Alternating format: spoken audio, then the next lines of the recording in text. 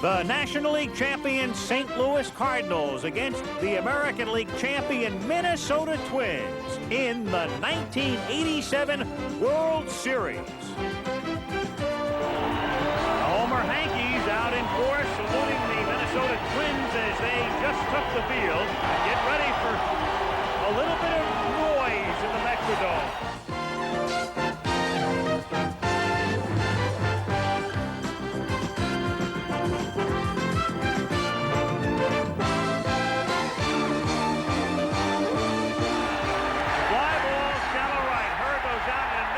There is absolutely no place like home.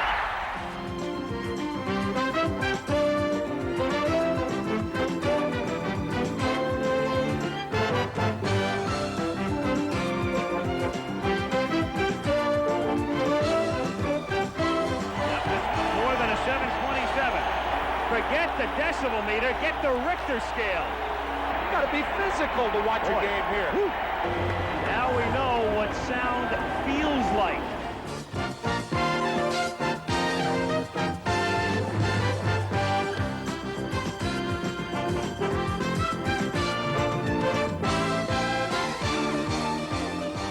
The 1987 World Series. There's no place like home. The Humphrey Metrodome in Minneapolis was the most hospitable home in the majors this year as the Twins compiled baseball's best home record there. As the '87 World Series began, here's how we saw it shaping up. And over 54,000 filling the Metrodome in downtown Minneapolis. Game one of the World Series, the St. Louis Cardinals, the Minnesota Twins. I'm Al Michaels, and first let's begin with the Minnesota Twins, who tonight become the first team in the history of baseball to go into the World Series having been outscored during the regular season. They were outscored, they were out-hit in terms of average, they were out-homered, the opposition had more stolen bases, and they were out-pitched in terms of earned run average. They were out everything, except at this point, there are 13 teams in the American League that are out of the World Series, and the Minnesota Twins are in. As I turn to Tim McCarver, people want to know, how did the Minnesota Twins win the American League pennant? Well, you told me to go figure it out a little while ago, so I decided to do that. Even though the Minnesota Twins won only 85 ball games, which was, by the way, the lowest of the divisional championship teams, they took charge the latter part of August. As a matter of fact, from the last part of August to the last part of September, they were 18-9, and they just obliterated the Detroit Tigers in the American League Championship Series, winning 4 out of 5 with near-perfect baseball. And speaking of perfection, that's exactly what the Cardinals had the first half of the year. They were 9.5 in front of Montreal and the Mets in the middle of July. It was dwindled to a game and a half in early September. They hung on, and I guess you could say they are limp and lame, but because of their pitching and their deep pitching staff, 5 left-handers, 4 right-handers, they are, I think, a bit of an edge in the series so far. And Whitey Herzog able to add an extra pitcher, Lee Tunnell, Jack Clark in effect on the disabled list. And on the subject of pitching, who better to tell us about that and the difference between the way these two staffs are set up than Jim Palmer? Well, contrasting what Timmy said, one of the weaknesses that the Minnesota Twins has is in the depth of their starting pitching. And that's something you really can't hide over 162 games, but you can do it in a playoff or a World Series. The two guys they're going to rely on are Blyleven and Viola. Viola will pitch tonight. You'll see the record, 45 and 28 in games they started, and you can see the records of the other starters. Now also, another thing that's very important, earned run average of Viola and Blyleven about 3.5 runs, the rest of the pitching staff about 5.5. So, and the Cardinals have great depth, as Tim said. I favor the Twins only because of the injury to Terry Pendleton. He had such a great year, they're going to miss him offensively. He might hit a little bit left-handed, but they will miss his glove at third. And tonight in game one of the World Series, the pitching matchup, a rookie against a veteran, first-year man Joe McGrain against Frank Viola. This would be baseball's first ever indoor World Series game, and the dizzying heights of the dome presented some unique ground rules for managers Tom Kelly and Whitey Herzog. The speakers in foul territory, it's always a foul ball, but they could be caught. Okay, now the ceiling, just say for something, a ball hits the ceiling over here, it bounces that way, it's still going to be a foul ball. If it hits foul, it's be made. Yeah, but it could be caught. Yeah, it could be caught. The Cardinals were operating under the further handicap of injuries to starters Jack Clark and Terry Pendleton. So the team would have to dig in and hope players like Tony Pena would take up the slack in Whitey Herzog's injury-riddled lineup with their bats as well as with their gloves. As the players were introduced, the roar of the crowd was evidence that the Twins fans knew their 22-year wait for a second World Series was now over. The excitement could be felt by home team and visiting team alike. And linking this event with the 1965 World Series was Hall of Famer Harmon Killebrew, a mainstay of the '65 team that lost to the Dodgers in 7 games.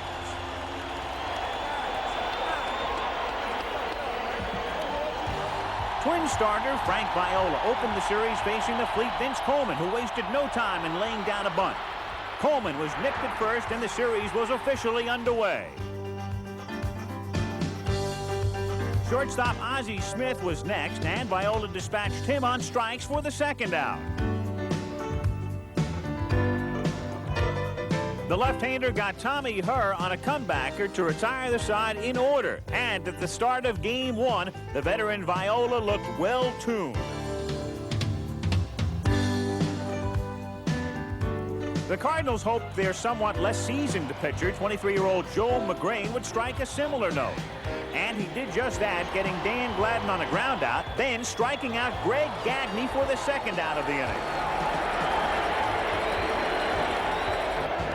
He then got Kirby Puckett on a nice play by Tommy Herr, and both sides had opened this 84th World Series by going down in order. With Jack Clark scratched from the roster due to an ankle injury, rookie Jim Lindemann had the unenviable task of filling in at first and batting cleanup. He led off the second with a bloop to center that Kirby Puckett couldn't quite get to, and he was on with a double.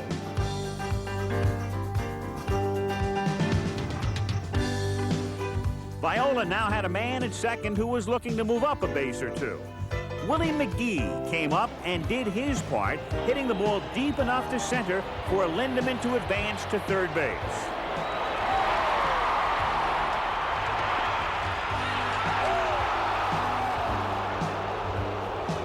Herzog now had an opportunity to break into the lead when catcher Tony Pena came to the plate.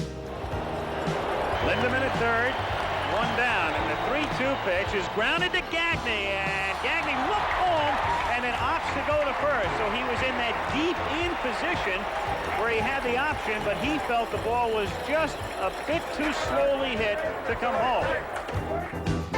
But some hometown magic was beginning to stir in the Dome. McGrain had looked wild in the second and third innings, issuing 3 walks but escaping unscathed.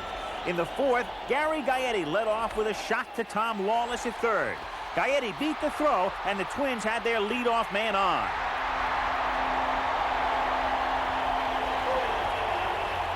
Then designated hitter Don Baylor came to the plate. Baylor hits it up the middle for a base hit. Gaetti takes a short turn at second as the throw comes in behind him. And get ready for a little bit of noise in the Metrodome. Ripped into center for a base hit in front of McGee. Rennick will hold Gaetti at third, and they're loaded with nobody out. Tom Brunansky's single had loaded the bases with nobody out, and that brought one of the genuine hometown favorites to the plate, Minneapolis native Kent Hrbek. Toward the middle, through for a base hit. Gaetti scores. Baylor scores. Brunansky goes to third. The ball hits him. Bounds away, backed up by McGrain. Hrbek goes to second.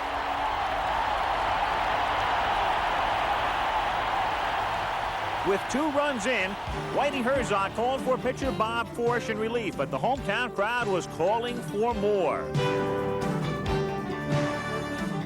The din caused McGrain to plug his ears, while Bob Forsch on in relief tried to plug a leaking dike, and Tim Laudner hoped to crack it open. The 0-1 pitch is grounded to right for a base hit. Brunansky scores. Hrbek stops at third. They're still loaded, and it's 3-1.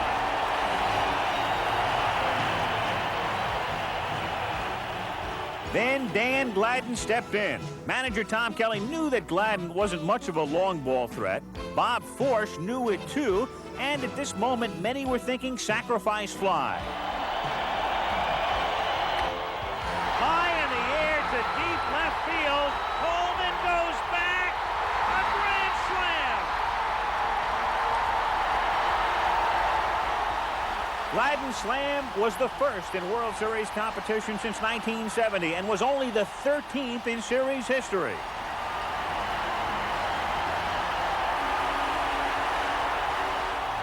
The exultant crowd in the dome waved their homer hankies and roared their approval, hailing the jubilant Gladden for his dramatic grand slam.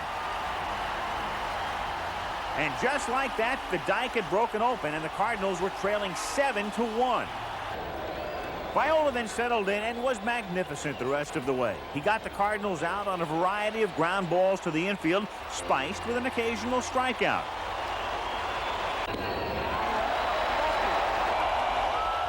And when he came out of the game in the ninth with a 10-1 lead, he offered congratulations to his newlywed brother. Keith Atherton came on in relief of Viola in the ninth. Gaetti will end it on a nice play. Amid the noise, there had been plenty of runs and glory to share as the Twins resoundingly opened the 1987 World Series with a 10-1 triumph that featured an unlikely hero. Tried to hold my emotions a little bit. Thought about putting my flap down like Jeffrey Leonard, but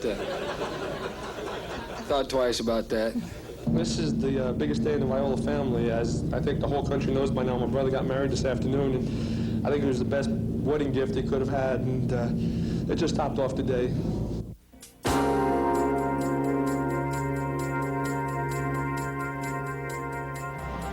In Game 2, the Minnesota fans were looking for more high-scoring action to go with the dome crowd noise.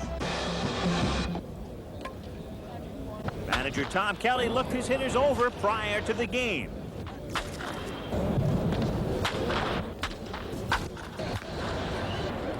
And they must have looked good.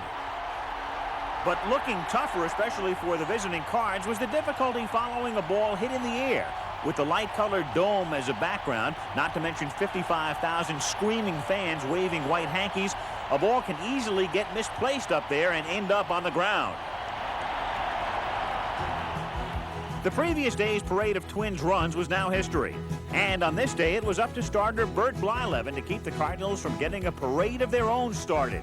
In the early going, he did just that. And when he struck out Jose Oquendo to end the second, it looked like a pitcher's duel was in the offing and that there might not be any kind of parade today. St. Louis starter Danny Cox had retired the first 4 Twins when he faced Gary Gaetti.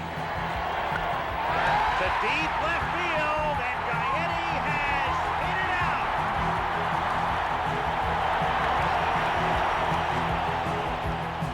The home cooking was on the fire again as Gaetti's blast ignited the Metrodome crowd into a hankied frenzy.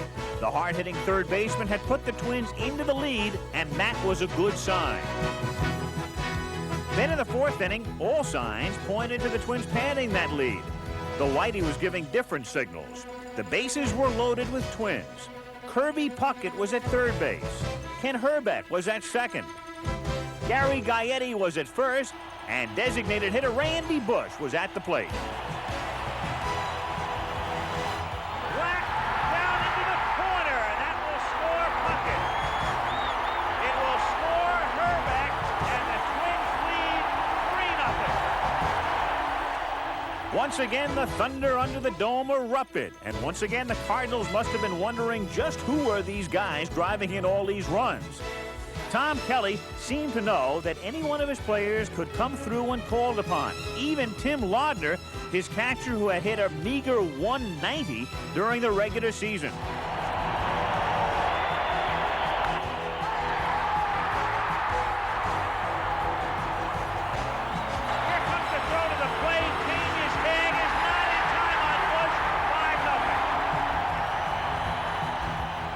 For the second game in a row, the Twins were exploding with a big 4th inning that featured some more unlikely heroes and a close play at the plate. Great slide enables him to get around Tony Pena. The throw is on the money. Look at the slide. Back edge. Dan Gladden kept things going with a single that scored Tom Brunansky. And after giving up 6 runs, including 5 in this inning so far, Danny Cox was gone. But the Twins weren't done yet. Greg Gagne slicing double drove in one more run, making a total of 6 in the inning and a score of 7-0.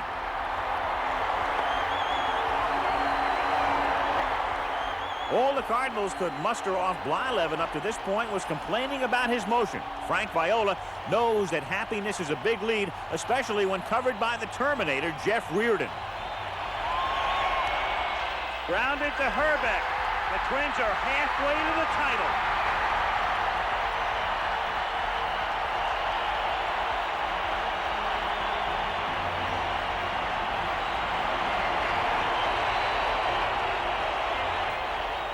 Hitting's contagious, and we spent all year long picking each other up. One guy's not swinging good, the other one picks a guy up, and so forth all the way down the line. And we've been swinging the bats pretty decent.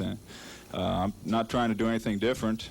Trying to go up to the plate, get a good pitch, and try to put a good swing on it, and try to relax at the plate a little bit. I couldn't stop him. You know, I went out there. I tried my best to stop him, but it didn't work. And you know, you got to tip your hats to him and come out. We got to go out there Tuesday and take it to him. It's gonna be a different story at their park. And, like I said, I'm sure they're gonna be shooting for us, and we're just gonna try to be ready and just fight fire with fire. So the series moved from its Minnesota home to its St. Louis home.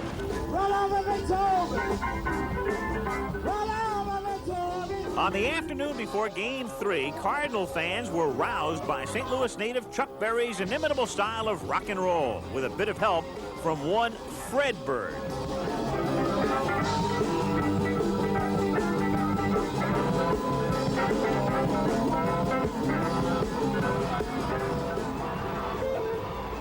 Give me a C! Give me an A! Give me an R! Give me a D! Give me an S! Give me Redbirds! Give me a winner! Gotta close our show. Just can't play no more. Yeah, we gotta go.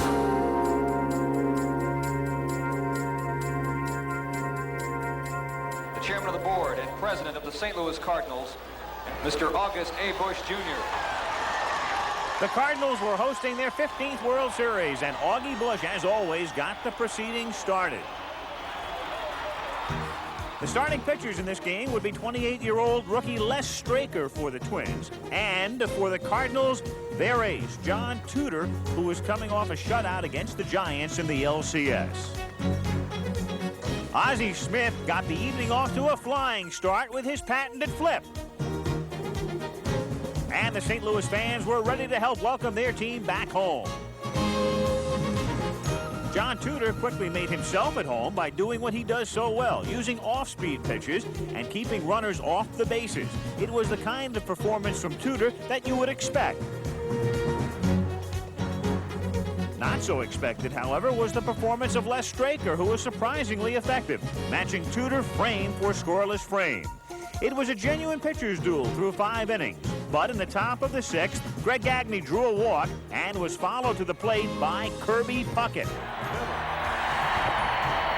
And he loses him, so Puckett goes to first base. The Twins have runners at first and second with 1 out, and Gary Gaetti coming up. And he pops it up in foul territory. Pena coming all the way to the lip of the dugout, and he makes the catch. And it's still in play, so down to third alertly goes Gagne, but what a catch by Pena. A superb play by Gagne, taking nothing for granted, tagging up and moving to third base. We'll see how important a play that is with Brunansky hitting now. They're as alive as they have been at Busch Stadium tonight.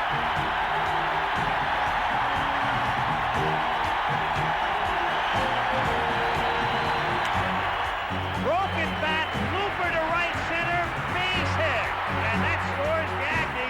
And moving to third is Puckett. So they break Brunansky's back, does Tudor, and he comes through with a base hit to make it 1-0.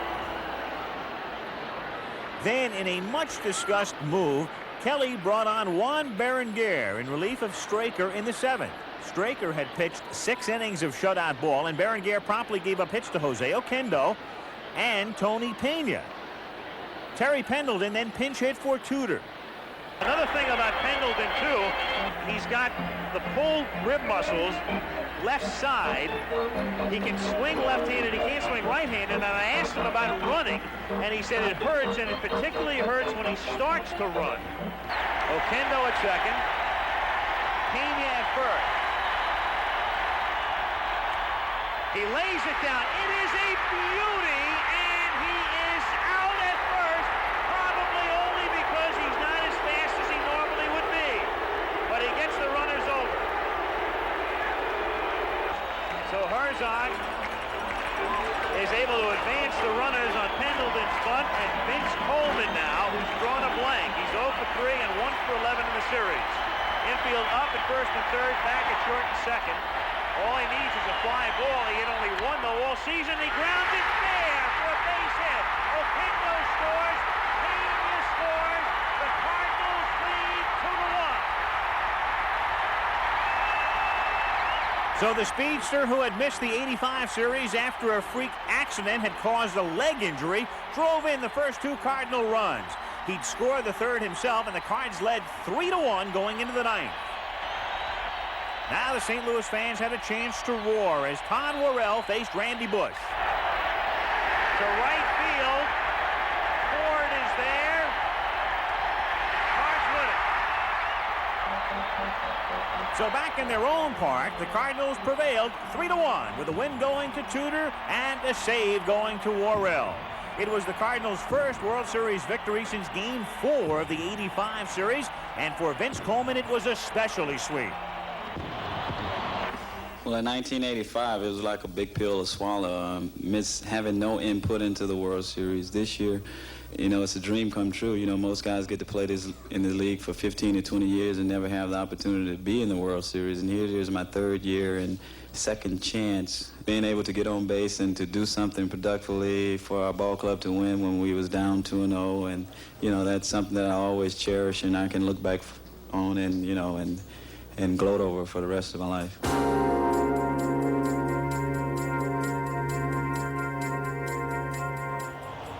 Now down only 2 games to 1 and in friendly environs, things looked better for the Cardinals. They had 25-year-old Greg Matthews on the mound, and making his second start of the series for the Twins was Frank Viola. After 2 scoreless innings, Greg Gagne led off for the Twins in the third. The shortstop, who had hit only 10 home runs all season, got the Twins on the scoreboard with a shot off Matthews.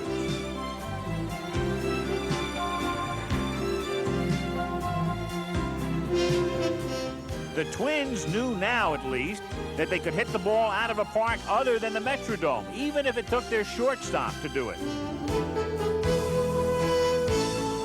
But this was still Busch Stadium, where they preferred unlikely TV stars to wear red. Tom Lawless came to the plate in the fourth with nobody out and Tony Pena on third and Jose Oquendo at first.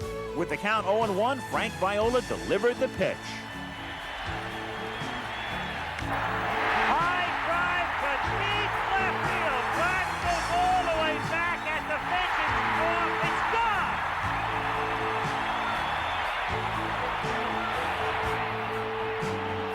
The most irregular of the Cardinal irregulars, Lawless had only 25 at-bats during the season and had not hit a home run since 1984, and that was the only other one he had ever hit. Now he had nailed a 3-run shot off Viola to give the Cards a 4-1 lead. They would add 3 more runs in their own big fourth inning and took a 7-2 lead going into the ninth. Ken Daly had come on in relief of Bob Forsch in the 7th and now faced Kirby Puckett in the 9th. To Smith, and the World Series is a best of 3. Daly had been superb in relief, squelching a twin threat in the 7th and holding them in check the rest of the way. But the hero tonight was Tom Lawless. When I hit it, I knew I hit it good, but I didn't know whether it was out. But being with guys on first and third, I didn't run because I knew if they catch it, I can't pass up Jose anyways at first. So then I saw it hit the back of the wall, and I said, holy cow, the ball went out. And I guess I saw the replay. I flipped my bat and went, you know, just went blank there for a second because this never happened to me before, and I'm just happy for us and for the team and myself.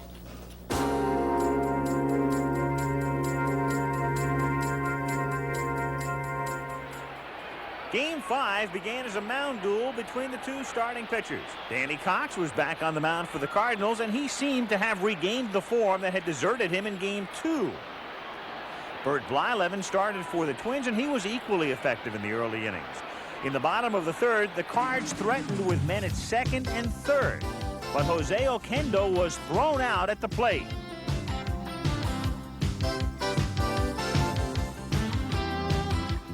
In the fifth, Oquendo was at third base again, but another Cardinal threat went by the boards when he was hung up by catcher Tim Laudner on an unsuccessful squeeze play, and the game remained scoreless.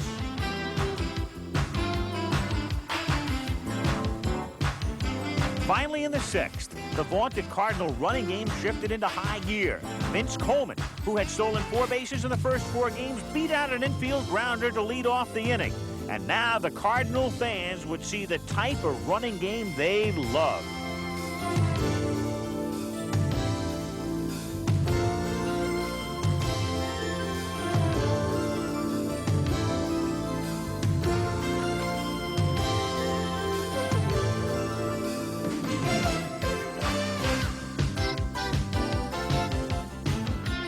With Coleman and Smith running wild on the bases, Curt Ford came up.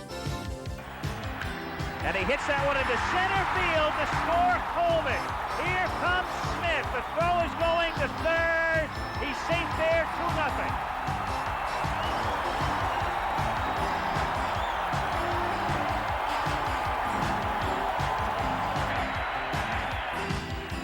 Is grounded to Gagne, who drops it, boots it, and 1 run scores to make it 3-0. Tom Kelly saw his team facing a 3rd straight loss that would put them perilously close to expiration. But the Twins weren't giving anything away just yet. In the 8th, singles by Dan Gladden and Greg Gagne drove Cox from the game. Going into the 8th, he had given up just 3 hits and no runs, and an appreciative crowd saluted him. Herzog then brought on left-hander Ken Daly to face Kent Hrbek. Hrbek had been having nothing but trouble with lefties, going 0 for his last 15 against them. Herzog's strategy paid off, as Hrbek could only manage a fly ball to center. Now Gaetti, now Herzog, now Worrell. With the right hand hitting Gary Gaetti at the plate, Herzog continued to play the percentages by bringing on right-hander Todd Worrell.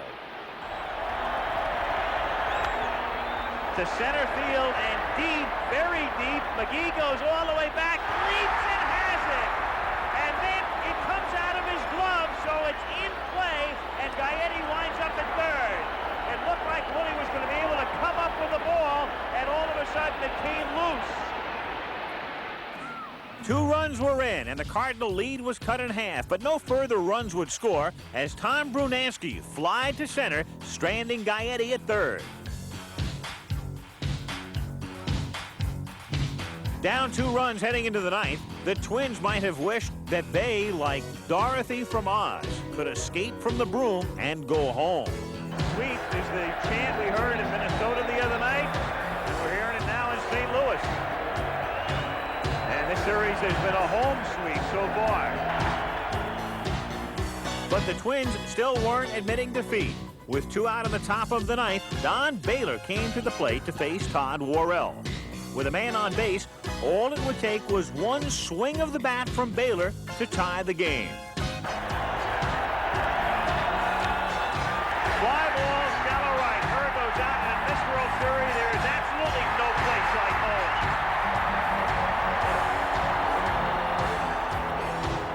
home. Worrell picked up his 2nd save. And once again, like magic, another hero emerged from the Cardinal lineup to carry the banner. Tonight, it was Curt Ford. I was very much displeased with my first 2 at-bats. I felt like I got cheated, and I didn't really have a good swing in either time. So, you know, I just told myself, you know, make sure you don't get cheated and make sure you get a good pitch that you can handle. And I was, like I said earlier, I was very much surprised to see him throw as many fastballs as he did in that situation. I thought maybe if I was going to beat him, that I would have to beat him with his best pitch, which is his curveball.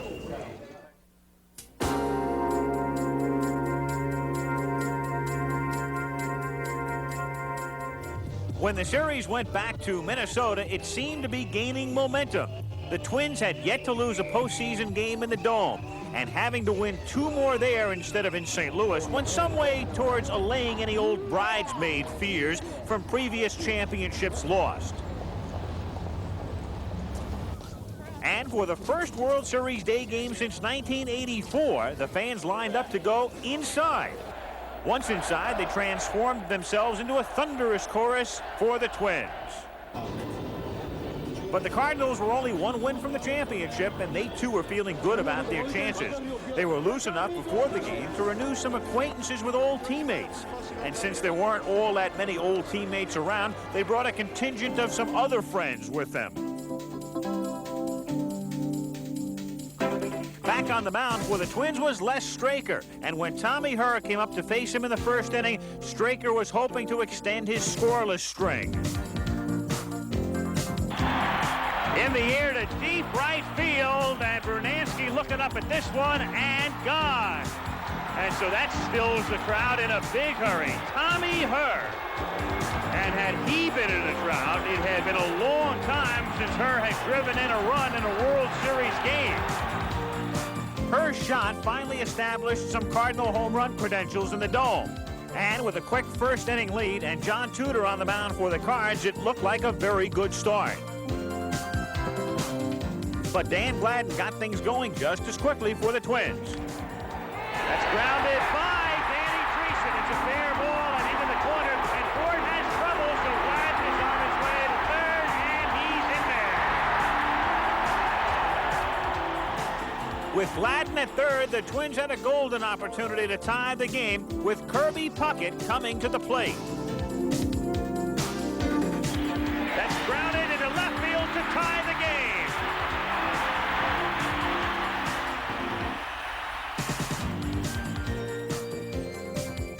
Designated hitter Don Baylor then came up with Puckett now at second base. Line into right field for a base hit. Reddick is leaving Puckett in, and Ford boots it. Baylor takes the turn and holds 2-1. So the Twins had shown they would not sit idly by and watch their season end. They threatened again in the second with Kent Hrbek at second base. Pickoff play, nail him. Oh boy. Talk about wasting an opportunity. Hrbek at second instead of third, and then he gets picked off. And in spite of 2 more hits in that inning, the Twins didn't score any more runs. In the top of the fourth, Dan Dreesen led off against Straker. As Dreesen drills one to right field, and Brunansky will have to play it off the canvas. His throw into second is offline. A double for Dreesen to start the 4th inning. And that's drilled into center field for a base hit. Dreesen, after hesitating, is being held at third. And down to second as the throw goes over the head of the cutoff man, Gaetti, goes McGee. A little chopper to the right side. It's going to score a run, and the flip back to Straker. Too late. Everybody's safe. And he hits a high fly ball to right field, and McGee tags. Brunansky on the run, makes the catch, and Brunansky with an off-balance throw way off the mark, and the Cardinals get another run, and down to second goes Pendleton. And the Cardinals are on top by 2. Straker was knocked out, and Dan Schatzeder came on to try and stop the Cardinal uprising. He got Coleman to fly out, and the inning ended with the Cards leading 4-2. But the Twins' 10th man, the boisterous crowd, knew no lead was safe in their Metrodome. So they began to raise a racket of such intensity that it could practically be seen in case anyone didn't believe their own ears.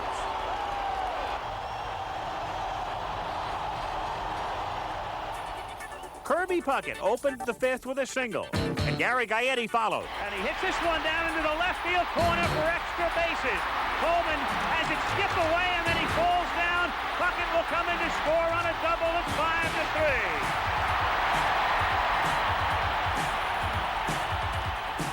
And if all the noise in Hankies weren't unsettling enough for John Tudor, he now had to face Don Baylor with Gaetti at second. To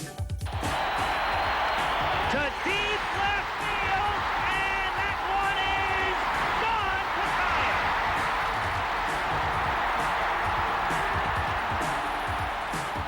gone. The late season acquisition from Boston had picked an opportune time to hit his first home run as a Minnesota Twin. The game was back to even, and Ricky Horton was called in from the bullpen as the crowd did a joyous farewell to John Tudor. But the Twins weren't done yet. With Tom Brunansky at second, Steve Lombardozzi stepped in. Line drive, base hit into center field. Here comes McGee. Here comes Brunansky. Here comes the throw. He's safe. Tony reaching to his right, that took the weight off of his left leg. Consequently, that gave Brunansky, see the lean to the right? That takes the weight off the left leg, and Brunansky is safe. In the sixth inning, Greg Gagne led off with an infield hit, then Kirby Puckett walked, and both moved up on a passed ball. With first base open, Bob Forsch, on in relief of Horton, walked Don Baylor intentionally to fill the bases, and would now face Tom Brunansky. It's a big gamble. Brunansky, as you said, has played all year long. I think I agree with you, Ken. I think I would have pitched to him because if I'm the manager, I'm afraid, all right, let's say Brunansky strikes out or pops out. Now I've got to go to get Daly to face Herbeck to get that third out of the inning, and I'm not sure I want to use Daly in the sixth. But the first stage of the gamble paid off for the Cardinals when Brunansky did pop up for the second out of the inning. And two down as Brunansky pops out. Now you've got Herbeck, and now you've got Herzog going out, and now you're going to have Daly coming in here. So here comes Daly to try to get Herbeck with the bases loaded and two out in the sixth.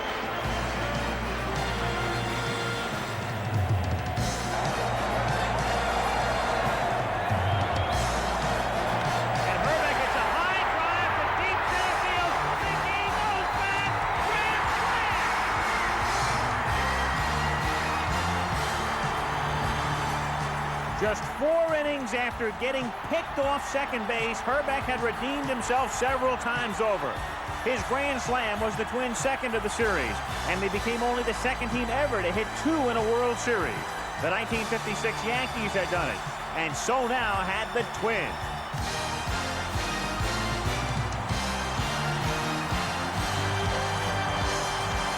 There was pandemonium in the dome, and in a sea of homer Hankies, the Cardinals were down by a score of 10-5. Jeff Reardon came on in the ninth, looking to close out a raucous dome victory. Popped up, Laudner coming over, and the Twins send it to 7. After 6 games, a home crowd had yet to witness a defeat, and this home crowd was savoring a thrilling come-from-behind victory that had pulled their boys from the brink. Kent Herbeck's grand slam home run had provided the biggest thrill of the day. We got down, let the opponent beat on us a while, and all of a sudden the crowd picked us up, started chanting, "Go Twins, go," and give us something from one of our bag of tricks that says, "Hey, get yourself up off the carpet and let's go," and gave him a pile driver and tagged off to Reardon, and Reardon came in and Well, it looked kind of rough. You know, Lester was out there and he was a little shaky, and so we're down early. And Tudor was out there, but Tudor wasn't the Tudor that was in St. Louis. You know, we were getting hits off and we were putting runners on base. And I think it's just pitching in this ballpark. It was a different atmosphere. It changed it because I'm sure, he feels so comfortable in Busch Stadium. I felt good today. I felt like I was sharp, but they were sharper. They hit all the bad pitches I made, and they hit all the good pitches I made. It's just it was just a bad day all around. The 1987 World Series was down to its final day, and as Game 7 drew near, the excitement that had been felt inside the dome was beginning to percolate outside the dome as well. Some noise tonight, huh? quiet. Woo! We're the best baseball team in the world! We're the best!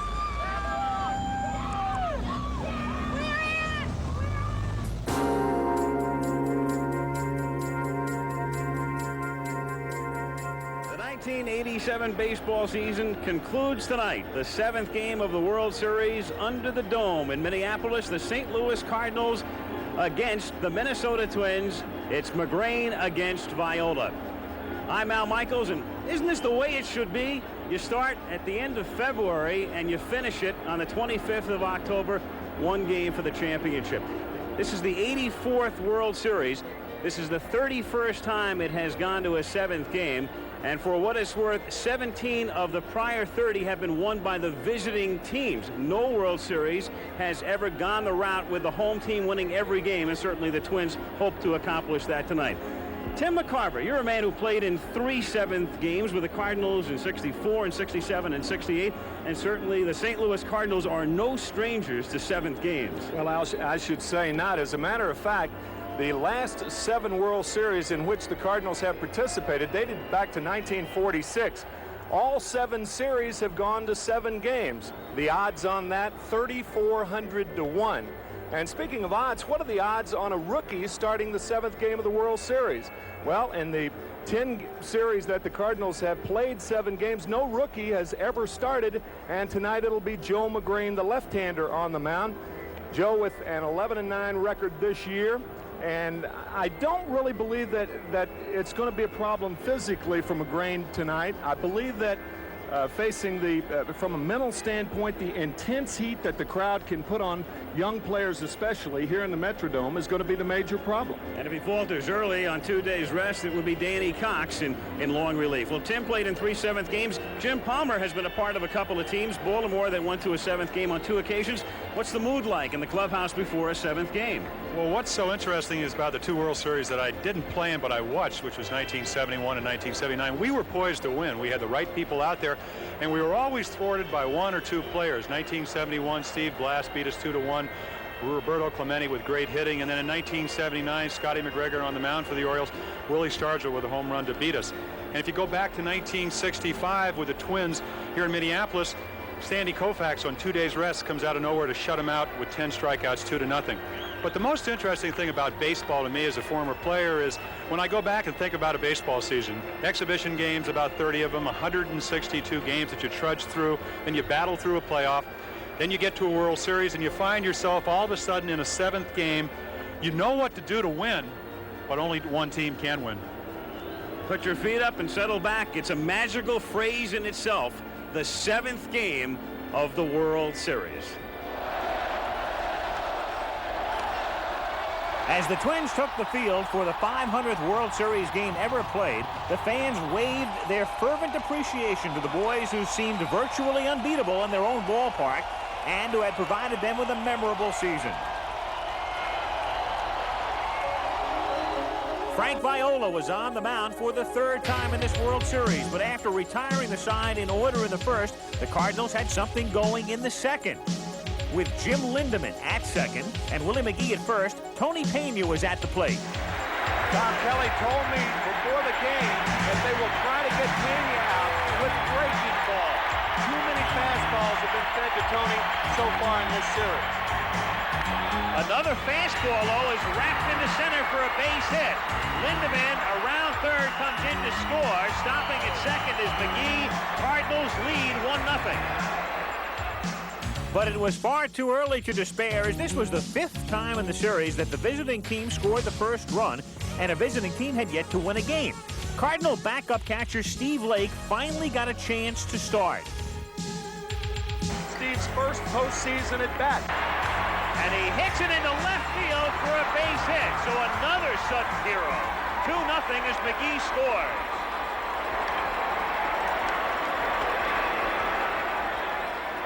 The beneficiary of that early lead was Cardinal starter Joe McGrain, back after getting shelled here in Game 1. But in the 2nd inning, with Don Baylor at 2nd and Tom Brunansky at 1st, Tim Laudner, one of the stars of Game 2, stepped to the plate with 1 out. That's grounded to the hole for a base hit. Baylor is being waved in.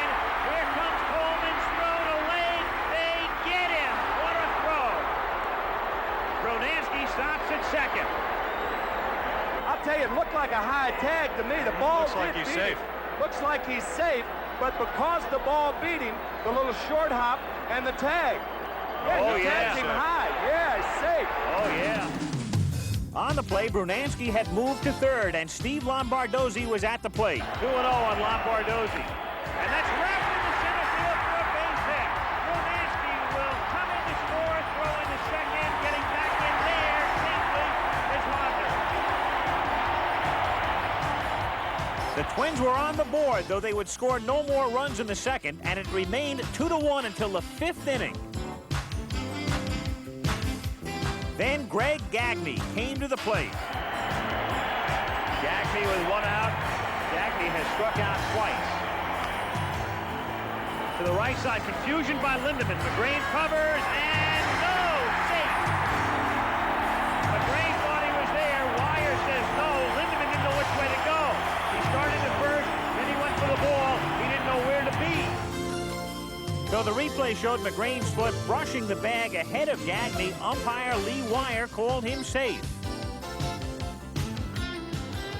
And Herzog lifted McGrain as the crowd serenaded him with a special farewell.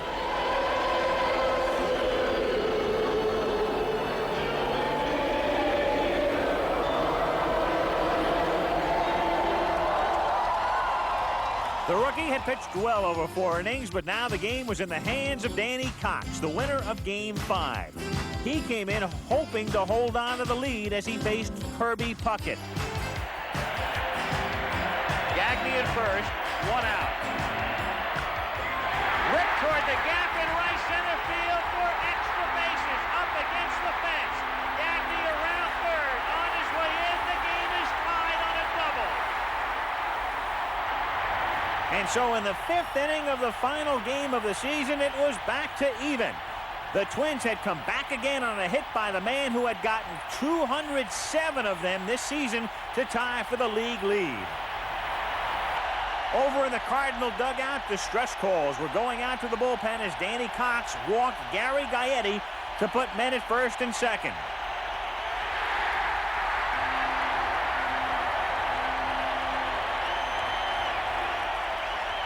Then with Don Baylor at the plate, Cox bounced one in the dirt. It gets away from Lake, and he throws to third, and they get him. Gaetti advanced to second on the play, and Cox pitched once more to Baylor. Baylor loops it into left field for a base hit. Coleman charges. Here comes the throw home, and he is out. Lake holds the ball. Woo! What a play by Lake. You've got Gaetti coming in full speed, and nobody plays the game like Gaetti. And Steve Lake, charged and bruised and battered, what keeps the Cardinals tied at 2. In the meantime, Viola had settled into a groove since the 2nd inning and was now really making sweet music. He was in almost complete control, and in the 3rd and 4th innings, he struck out 4 consecutive batters. He was keeping the Cardinals off the bases, and he was keeping the Minnesota fans smiling with delight.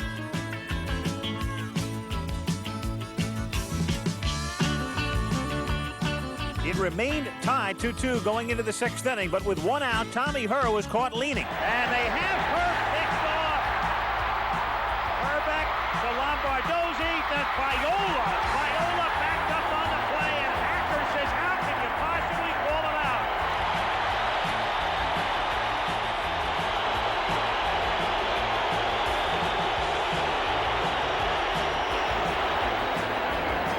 A fielder cannot block the base paths without the ball.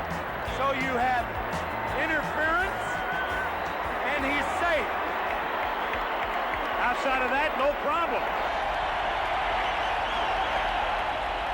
In the bottom of the 6th, things began to crumble for the Cardinals. Walks to Tom Brunansky, Kent Herbeck, and Roy Smalley, who was replaced by pinch runner Al Newman, filled the bases. With Todd Worrell on in relief, Greg Gagne came to the plate. Ground ball. Wallace stabs it. Throws a one-hopper. Too late. Twins lead. The Twins had finally forged ahead 3-2, and the Dome crowd was in seventh heaven. They added one more run in the eighth, and the fans, including Twins owner Carl Pohlad, were poised for the ninth inning. In the dugout, Tom Kelly told Frank Viola that he would go with his closer, Jeff Reardon, in the ninth. And with more than 55,000 fans on their feet, leadoff hitter Tommy Herr stepped to the plate. Center field, shallow, tuck it on, one out. Kurt Ford would be the next hitter to face Reardon in hopes of keeping the Cardinal chances alive.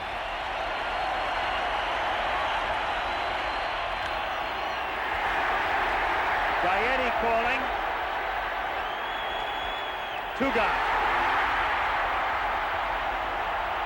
Now the fans could barely hold back their joy as Willie McGee came up with nobody on, 2 out, and the Cardinal hopes slipping away. To Gaetti, for the first time ever, the Minnesota Twins are the world champions.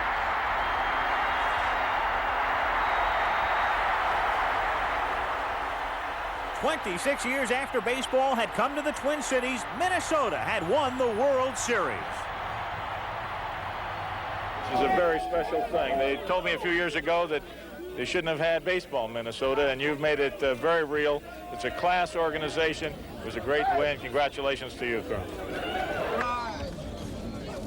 Very proud of the guys, the way they played. You know, outstanding effort against the Tigers.